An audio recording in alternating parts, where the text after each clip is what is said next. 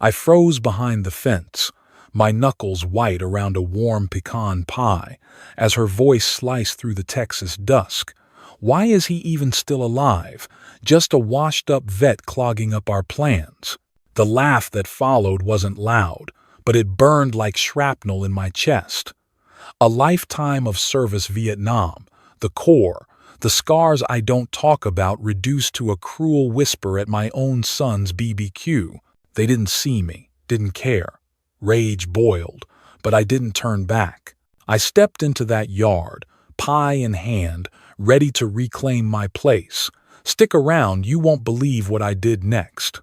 I stepped into the backyard, the pecan pie still hot in my hands, its crust a fragile shield against the sting of Laura's words. Killeen, Texas, hummed around me, grill, smoke curling like memories of old Marine campfires, the stars and stripes snapping on a pole by Ethan's porch. This was my son's turf now, a half-acre plot near Fort Hood where I'd once taught him to salute the flag at dawn.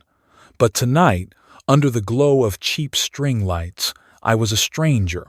Ethan, my boy who ditched the army for a car lot, stood by the cooler, his eyes sliding past me like I was a ghost in his rear view. Laura, all polished nails and practiced smiles, tossed out a weak, "Oh, didn't know you'd make it." Her voice was syrup, but her eyes said I was clutter in her perfect scene. Nobody took the pie. Nobody offered a chair. Sophie, my granddaughter, 16 and all sharp pencils, gave me a half wave from the kids' table, her sketchbook open like a confession. The rest, Ethan's buddies, Laura's kin, chewed ribs and swapped stories about trucks and touchdowns, their laughter a wall I couldn't breach. To family, Ethan raised a beer, his voice loud, his gaze nowhere near me. The clink of bottles felt like a gavel, sentencing me to the sidelines of my own blood. Pain clawed deeper than Laura's laugh, but a Marine doesn't break rank. I set the pie on a table, sat on a rusted lawn chair, and let the night's heat press against my scars. You ever feel erased in a place you built? Stay with me, you'll see how I carved my name back into the dirt. I drove home from Ethan's BBQ under a Killeen sky heavy with stars, the pecan pie cold on the passenger seat, its tin foil dented like my pride. My one-bedroom apartment, a half-mile from Fort Hood's gates, smelled of gun oil and coffee remnants of a life built on discipline. Laura's words, "Why is he even still alive?" echoed sharper than any mortar I'd heard in Vietnam. But a Marine doesn't flinch at incoming fire. You assess, you plan, you move. I wasn't done yet. In the dim glow of a single lamp, I pulled a steel ammo box from the closet shelf. It wasn't just a box. It was my war chest dog tags, discharge papers, a faded photo of Clara pinning my sergeant stripes, her smile brighter than any medal. Tucked inside was a folder, deeds, bank statements, a power of attorney I'd signed for Ethan when my knee surgery pinned me down 5 years back. I'd trusted him to handle my affairs, thought it'd bind us closer. Instead, it felt like a leash he'd yanked one too many times. My fingers traced the paper's edge, crisp as a salute. "No more," I said to the empty room. A Marine doesn't surrender his post. Next morning, I called Tom Bailey, a lawyer who'd served in Desert Storm and knew the weight of a promise. His office, a brick building off Rancière Avenue, smelled of leather and ink, with a folded flag in a case behind his desk. "Frank," he said, shaking my hand like it still carried rank, "what's the mission?" I slid the power of attorney across his desk. "Revoke this. Ethan's got too much say over what's mine." Tom's eyes, sharp as a bayonet, scanned the document. "Immediate and durable," he said. "He could move your money today if he wanted. You sure about this?" I nodded. "I'm not furniture to be rearranged." He grinned, a soldier's grin, and said, "Let's lock it down. We'll draft the revocation. notarize it, and notify your bank. You got a list of institutions? I didn't yet, but I'd build one. Marines don't march without a map. By noon, I was at Harbor Bank on Central Texas Expressway, my binder newly labeled Control in black marker under my arm. The teller, a young woman named Carla with a name tag pinned straight, looked at my ID and the revocation letter. "This is airtight, Mr. Sullivan," she said, typing fast. "We'll flag your account. No access without your voice." I felt my spine straighten, like I was standing at attention again. "Add a note," I said. "Any funny business, you call me direct." She nodded, her fingers a blur. "Done. You'll get a confirmation letter by Friday." I walked out, the binder heavier with purpose, the Texas sun hot on my neck. For the first time in years, I wasn't just reacting. That evening, I drove to the Killeen Veterans Center, a low-slung building where queued-up coffee and cigarette smoke hung like old campaign banners. Maggie Turner, a former Army nurse who'd patched me up after a bar fight in 2078, ran the place now. "Frank Sullivan," she said, her voice rough as gravel. "You here to drink our bad coffee or help?" I set my binder down. "Help? Got any queued-up vets who need a hand with budgets?" She raised an eyebrow. "Plenty. Most think money's just shrapnel they dodge. You teaching?" I nodded. "Start small. Show 'em how to track what's theirs." Maggie handed me a clipboard with names, her eyes softening. Claire'd be proud. She always said you could make numbers march. I swallowed hard, the mention of my wife a punch I hadn't braced for. "Let's hope they listen," I said. My first class was 6 guys, all vets, faces carved by wars from Nam to Afghanistan. I stood at a whiteboard, marker in hand, and said, "Your life's a battlefield. Your money's your ammo. You don't track it, someone else will." One guy, a Gulf War vet named Ray, snorted. "My son's got my checkbook. Says it's easier." I leaned in, voice low. "Easier for who? Revoke it. Start a binder. Own your ground." Ray's eyes met mine, a flicker of recognition. I handed out blank notebooks, showed them how to list bills, debts, dreams. "This ain't about wealth," I said. "It's about control." By the end, Ray was writing, his pen moving like he was signing a treaty with himself. Back home, I opened my binder, added a page. Bank revoked access. Veteran Center class started. The ammo box sat on my table, its contents my arsenal. Laura's laugh still burned, but I wasn't fighting her. I was fighting to be seen. Ethan's toast to family had left me out, but I was carving my name back into the roster. You ever start over when the world says, "You're done"? Stick with me, I'm just getting started. The Texas dusk hung heavy as I pulled into Ethan's driveway, the gravel crunching under my tires like bones under boots. I'd come uninvited, a Marine on a recon mission, not for war but for answers. Laura's words, "Why's that old vet still breathing?" still seared my chest. But I'd started to fight back with my binder, my classes at the Veterans Center. Yet something gnawed deeper, a wound I couldn't name. I stepped out, my boots scuffing the dirt of a half-acre I'd once mowed with Ethan at my side, teaching him how to steer straight. Now, I was here to check the mailbox, my old mailbox, from when this house was mine, before I gifted it to him and Laura after Clara passed. Maybe a bill, a letter, something to prove I still belong. The mailbox was rusted, paint flaking like old campaign ribbons. Inside, no letters, just a crumpled photo wedged in the back. I pulled it out, my fingers trembling like they hadn't since Vietnam. It was Clara and me, 1975, outside this very house, her arms around me, my Marine uniform crisp, her laugh caught mid-bloom. The photo was torn clean through, her face split from mine, discarded like trash. My breath stopped. I looked closer, Ethan's handwriting on the back, faint but unmistakable. Clear out old stuff. My heart didn't break. It shattered, shards cutting deeper than Laura's laugh. This wasn't just neglect. This was erasure.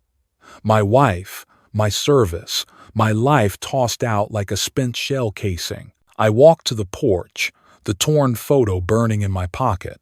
The house was quiet, no BBQ tonight. Just the hum of cicadas and a single light in the kitchen. Through the window, I saw Laura sorting papers at the table, her pen slashing through numbers like a bayonet.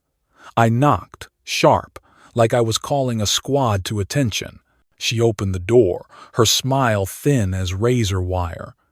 "Didn't expect you," she said, eyes flicking to my empty hands. "No pie this time. Found something in the mailbox," I said, holding up the torn photo. Her face didn't flinch, but her fingers tightened on the doorframe. "Oh, that. We're decluttering. Moving forward." I didn't step inside. I stood my ground, the porch boards creaking under my weight. "Decluttering?" I said, my voice low, steady, but heavy with 30 years of battles. "You tore my wife in half. You threw my life away." Laura's eyes narrowed, her voice cold. "It's just a photo. We're making space for the kids, for us. You're not here anymore." Each word landed like a grenade, the kind that doesn't explode but buries itself in your gut. I wanted to shout, to tear the door off its hinges. But Marines don't lose control. They hold the line. I turned the photo over, showed her Ethan's scrawl. "This your idea of family?" I asked. She shrugged, a dismissive flick of her shoulder. "Ethan's call. He's done carrying your baggage." I drove back to my apartment, the torn photo on the dash, Clara's eyes staring through the rip like a ghost demanding justice. Inside, I opened my binder, but my hands shook too hard to write. I pulled my Marine Corps ring from the ammo box, its eagle and anchor dull under the lamp. I sat in my chair, the one Clara picked because it fit my frame, and played an old cassette of the Marines' hymn on a battered radio.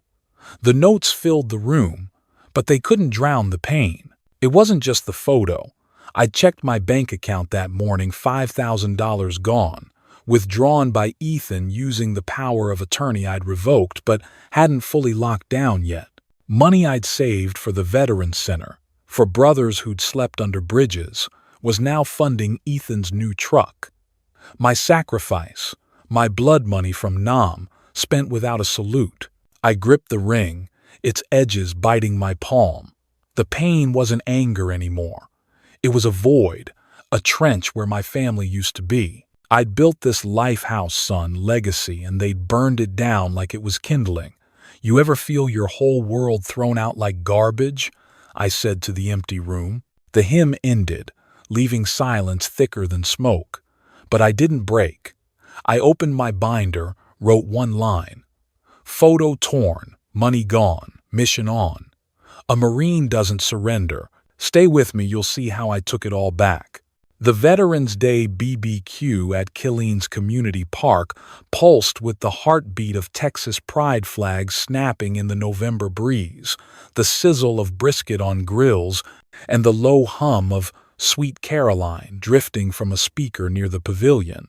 I stood at the edge, my Marine Corps ring glinting on my finger, the torn photo of Clara tucked in my pocket like a live round. Laura's words, "Why's that old vet still breathing?" And Ethan's betrayal with my blood money burned hotter than the coals. I'd revoked the power of attorney, started teaching vets to bind their lives.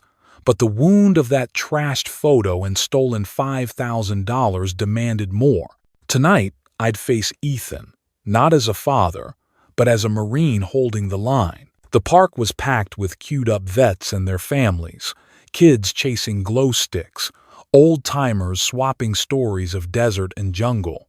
Ethan stood by a folding table, beer in hand, laughing with a car lot buddy, his voice carrying like he owned the night.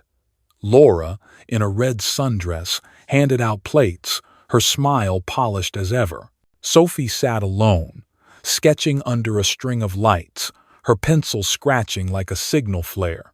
I caught Maggie Turner's eye across the crowd. She was flipping burgers, her old army nurse patch sewn onto her apron. She nodded, sharp, like she knew I was locked and loaded.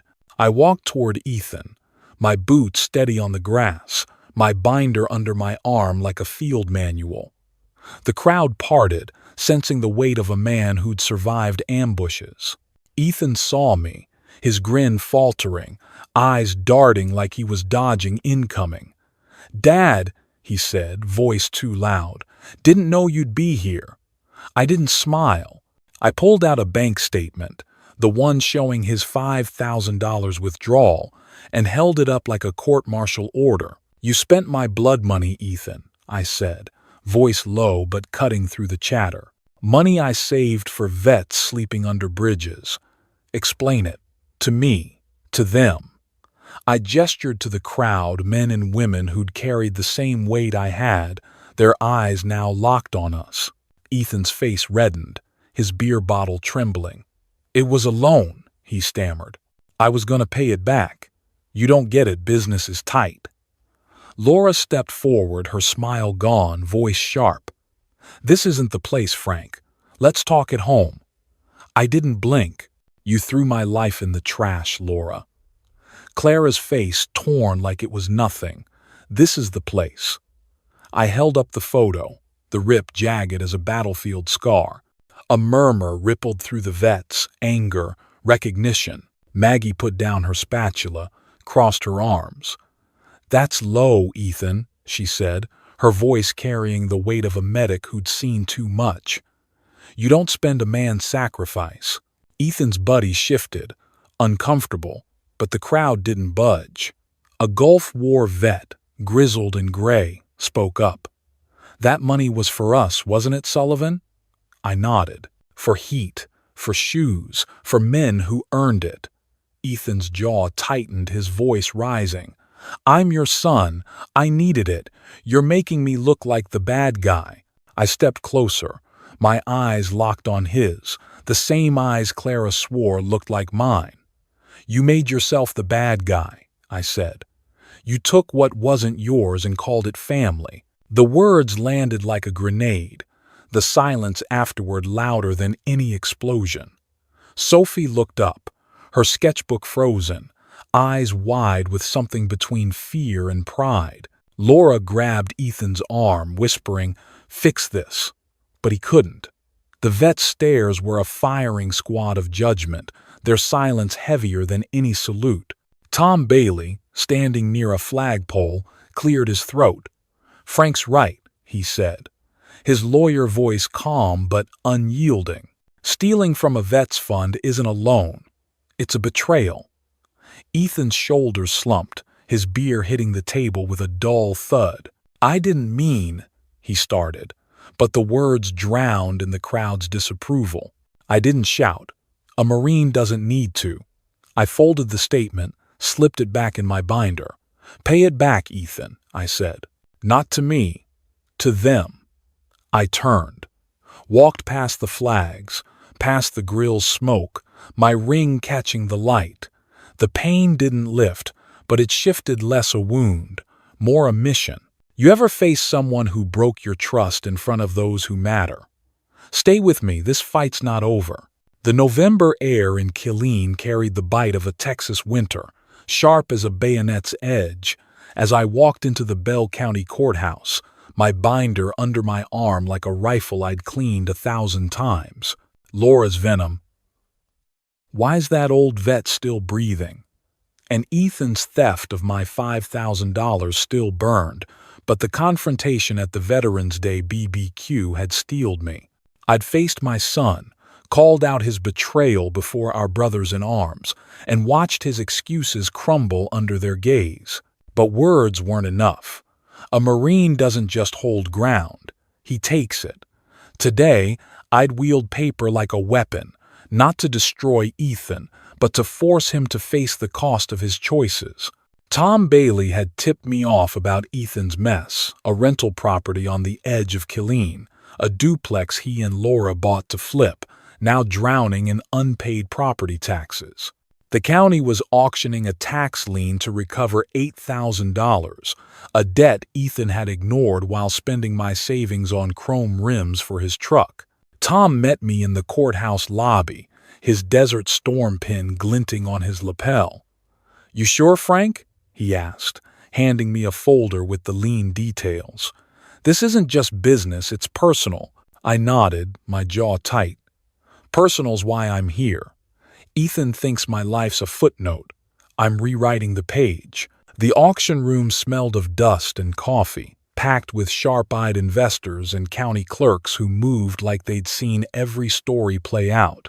I sat in the back, my binder open, my Marine Corps ring tapping the table like a metronome.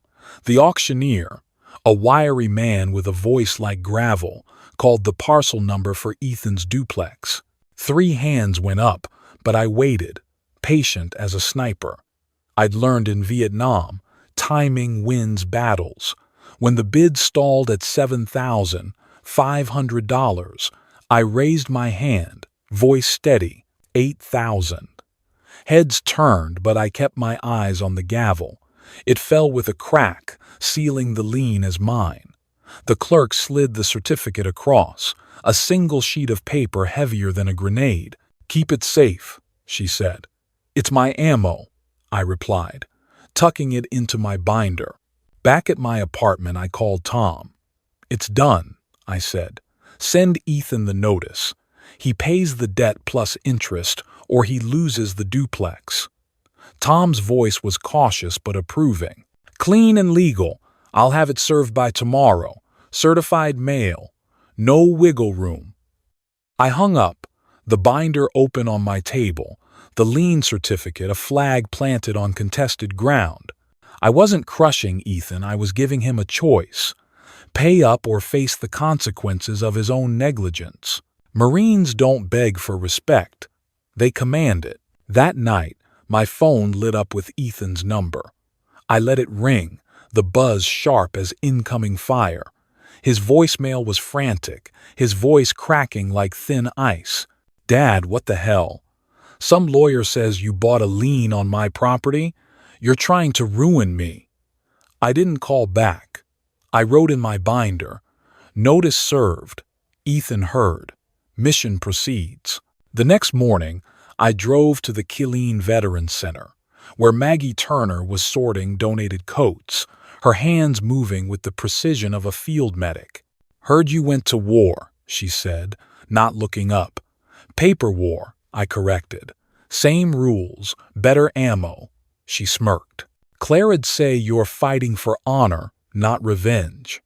I nodded, her words a reminder of the woman who taught me to measure my shots. At the center, I taught my class 8 vets now, their notebooks filling with budgets like battle plans. Ray, the Gulf War vet, raised his hand. "My kid tried to borrow my pension check. What's my move?" I leaned forward. "Revoke his access. Get a binder. You're not a bank, you're a fortress." He scribbled, his face set like he was reclaiming lost ground. As I packed up, Sophie slipped in, her sketchbook under her arm. "Grandpa," she said, voice low. "Dad's freaking out about some tax thing. Says you're playing dirty." I met her eyes, soft but sharp like Clara's. "I'm playing fair," I said. "He's learning the rules." She nodded, sketching a quick oak tree on her page, its roots deep as promises. "Keep teaching," she said, and left. The lien was my line in the sand, not a noose. Ethan could redeem it, pay the $8,000 plus interest, or lose the duplex when the county clock ran out. I wasn't here to break him, but to break his habit of breaking me. You ever draw a line someone thought they could cross? Stay with me, this line's about to hold. The Texas winter settled over Killeen like a quiet reveille, the air crisp as a folded flag. Laura's cruel words, "Why's that old vet still breathing?" And Ethan's theft of my $5,000 had cut deep, but I'd fought back. I'd faced him at the Veterans Day BBQ, my bank statement a bayonet of truth, and bought a tax lien on his duplex, not to crush him but to force accountability. The binder labeled Control sat on my kitchen table, its pages thick with revoked powers, bank confirmations, and class notes from the Veterans Center. I wasn't just a Marine anymore. I was a man carving his name back into a family that had erased it. But battles don't end with victories, they end with choices. Mine was to let Ethan find his way back, if he could. At the Keeleen Veterans Center, the fluorescent lights buzzed like distant choppers. Maggie Turner handed me a stack of donated blankets, her eyes sharp as ever. "Heard Ethan showed up yesterday," she said, folding a quilt with hospital corners. "Carried boxes like he meant it." I nodded, surprised but cautious. Ethan had come, unasked, to the center's food drive, hauling crates of canned goods without a word. No swagger, no salesman's grin, just sweat and silence. "Claire'd say he's learning," Maggie added, her voice soft but sure. I didn't reply. Clara's name still felt like a wound, her torn photo in my pocket a reminder of what I'd lost. But Maggie was right, Ethan was moving, and I wasn't here to stop him. That evening, Sophie slipped into my apartment, her sketchbook tucked under her arm like a shield. "Grandpa," she said, setting a drawing on the table. It was the oak tree from Ethan's yard, its branches labeled honor in her precise hand, roots curling like promises kept. "I saw Dad at the center," she said, her voice a mix of hope and caution. "He didn't talk much, just worked. Said it felt like basic training, but quieter." I looked at the drawing, the ink steady as a salute. "Quiet's where you learn," I said. She nodded, her eyes, Clara's eyes, and handed me a folded note. "From Dad. He said to give it to you." I took it, the paper light but heavy with intent. "I'll read it later," I said. Sophie smiled, small and knowing. "You always say that when you're thinking." The note stayed unopened in my binder, under a tab marked Future. I wasn't ready to hear Ethan's voice, not yet. But the next day, at the Veterans Center, I saw him again. He was stacking chairs after a meeting, his sleeves rolled up, his hands moving like they remembered manual labor from his army days. He caught my eye, nodded once, not a plea but an acknowledgement. "Coffee's bad here," he said, jerking his head toward the urn. "Maggie says it's your fault." I snorted, the first crack in the wall between us. "Maggie's coffee's been bad since 2078, I said. He laughed, brief but real, and went back to stacking. It wasn't peace, but it was a start. My classes at the center had grown 10 vets now, their binders filling with budgets and plans. Ray, the Gulf War vet, showed me his notebook, pages neat as a parade ground. "Revoked my son's access," he said, pride in his voice. "Feels like taking back my rank." I nodded, my Marine ring tapping the table. "You're not just a vet, Ray. You're a fortress." The room hummed with agreement, the kind that builds when men reclaim their ground. I added a page to my binder. "Class 10 strong. Ethan first step." The oak tree outside Ethan's old house stood firm in my mind, its roots a reminder that growth takes time. Back home, I opened Sophie's note, Ethan's handwriting uneven but earnest. "Dad, I'm paying the lien. I'm sorry for the money. I'm trying." I folded it, slid it into the binder. Not forgiveness, not yet, but a crack in the trench. You ever see someone start to change when you thought they'd stay buried? Stay with me, we're building something new. The Keeleen dawn broke clean, painting my apartment's window with a light as steady as a Marine's salute. Laura's venomous words, "Why's that old vet still breathing?" had sliced me open, and Ethan's theft of my $5,000, the torn photo of Clara, had nearly buried me. But I'd fought back, not with fists but with paper. I'd revoked Ethan's power of attorney, faced him at the Veterans Day BBQ, bought a tax lien on his duplex, and watched him start to change stacking chairs at the Veterans Center, learning to work without applause. Sophie's oak tree drawing, labeled Honor, sat on my table, its ink a quiet promise. My binder, labeled Control, held my victories. Bank confirmations, class notes, a lien certificate. But this wasn't about winning a war. It was about building a life that didn't need permission to stand. Here's what I learned, and what you can take with you. Honor isn't a medal pinned on your chest. It's a ledger you keep for yourself. In Vietnam, I learned to count rounds, to track steps, to map every inch of jungle. Back home, I learned to count what matters. Bank accounts, deeds, the weight of your own name. Start with a binder. Get a 3-ring, cheap from any Killeen dollar store, and fill it with your life bills, titles, letters that say who can't touch what's yours. I revoked Ethan's access because I'd given him too much ground. You've got to draw your line. Check your bank, your pension, your VA benefits. If someone's got a key to your money, take it back. Call your bank, like I did at Harbor on Central Texas Expressway, and demand a confirmation letter. Paper is your weapon. It doesn't lie. Serving others doesn't mean surrendering yourself. At the Veterans Center, I taught vets like Ray to bind their lives, to budget their pride. But teaching wasn't enough. I carried crates, sorted blankets, poured coffee so bad Maggie swore it was a war crime. Every box I lifted was a brick in a wall I built for myself, not Ethan, not Laura. Find your center, whether it's a VA hall or a soup kitchen. Volunteer where your hands matter more than your title. In Killeen, we've got shelters, food drives, clinics, places where a vet's discipline can mean heat for someone sleeping on asphalt. You don't need a uniform to serve. You need a schedule. Show up, even when it's hard. It's not about glory. It's about ground. Forgiveness doesn't mean forgetting your scars. Ethan's paying the lien, stacking chairs, writing notes that don't beg for applause. I'm not his scaffold anymore. I'm his father, and that's a harder job. When Sophie drew that oak tree, she reminded me that roots grow deep, even in rocky soil.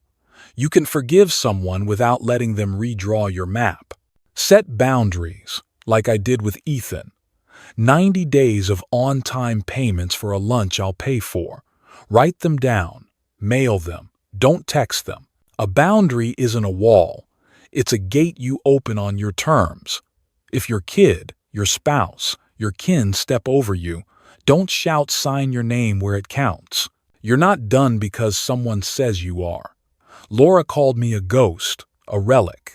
I'm 68, with shrapnel scars and a knee that creaks louder than my porch. But I'm still here, teaching classes, holding a binder, planting my flag. You, out there, watching from a VA hospital bed or a one-bedroom like mine, your service isn't over. It's in the way you stand up, the way you write control on a notebook, the way you help a vet budget his last dollar. You ever feel like the world's written you off? Don't believe it. Grab a pen, start a ledger, and ask yourself, what's my next mission? Comment below, tell me how you're keeping your honor alive. Stay with me, we're not done building.